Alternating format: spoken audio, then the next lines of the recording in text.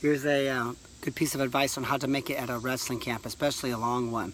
You know, we have a 24-day camp. It's called the 24-day challenge, 14-day camp, 5-day camp. So some people do a 10-day option, but year after year, we have some kids that leave. Obviously, not everyone's going to make it, and I tell the kids and the parents at the opening meeting, not everyone makes it through nursing school. Not everyone makes it through journeyman school. Not everyone makes it through college, or not everyone makes it through high school wrestling. Not everyone with a gym membership, you know, goes every week. I mean, let's be honest.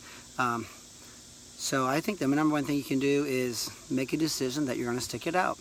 And understand this, when your son comes to a camp, or daughter, we hope to have girls camps here one day.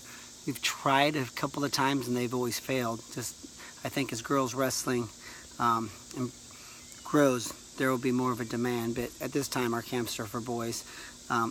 But your son or daughter, if they want to go home, they're never going to say, I quit, I give up, my legs are tired, I'm going to waste your money.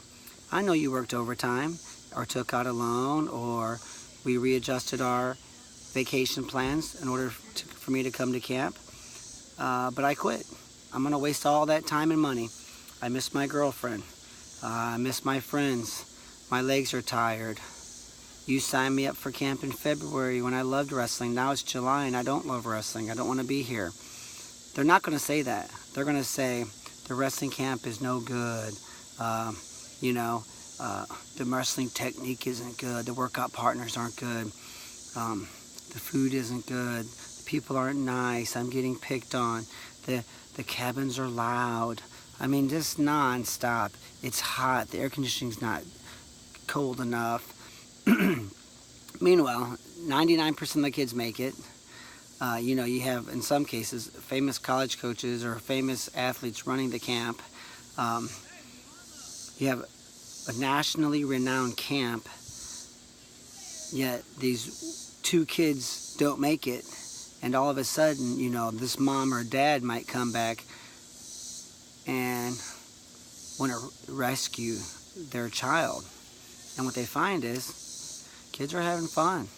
There's a great wrestling practice going. Other kids are, like over here, they're hanging out by the bridge, having fun.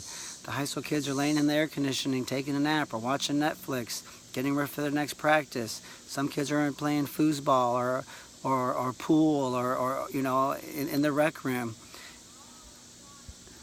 And then you say, you know, what could have happened? You know, my son or daughter said this or said that, and you come out here and you don't see any of those things taking place.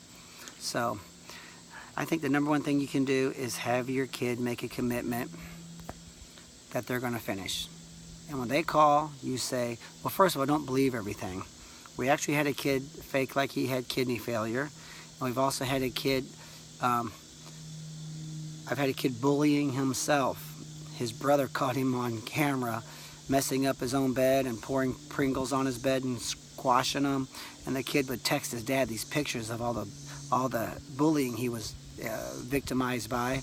Well, obviously the dad was mad after 3 days of being upset with me for not catching this act. But you know, when kids want to go home, they'll get desperate. So I would say, don't believe everything your kid says. I know that you're the mom and you love your son, or you're the dad and you love your son, but understand that when 99% of the kids make it through the camp and yours doesn't, they're going to come up with all sorts of excuses and reasons. Just like the lady or man who doesn't make it through nursing school, they're going to blame the nursing school, you know? So as you sign up your kids for camp, I would say you guys sign a contract that says you will not quit, you're not going to give up, you're not going to make up stories when your legs are tired, you're not going to blame someone else, you are going to stick it out.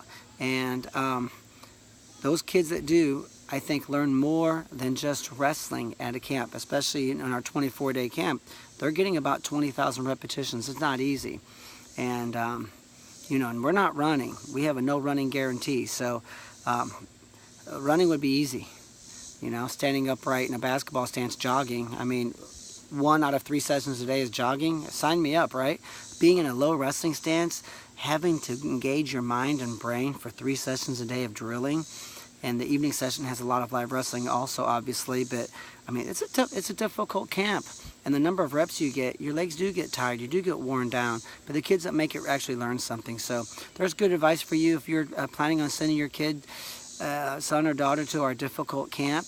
But I think once they make it, they're going to be proud of themselves, and they will actually learn something that, you can kind of preempt, I guess, dropping them off by sitting down and understand,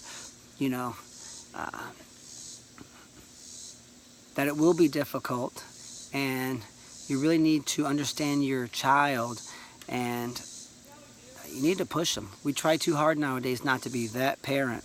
Well, don't be that parent that runs in here like a mama bear or daddy bear, ready to save your son from the prison camp, and then you find out that kids are having a great time and they're getting better at wrestling, and that yours is the only one or only 2 out of 125 kids that didn't make it.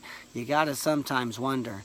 So before you spend all the time and money on an expensive camp, you sit down and make a contract with your athlete and say, you will finish this camp, and you don't call me with any made-up excuses, and I expect you to stick it out.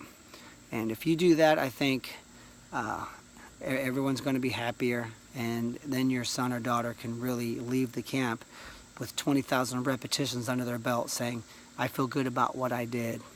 So there's some good advice.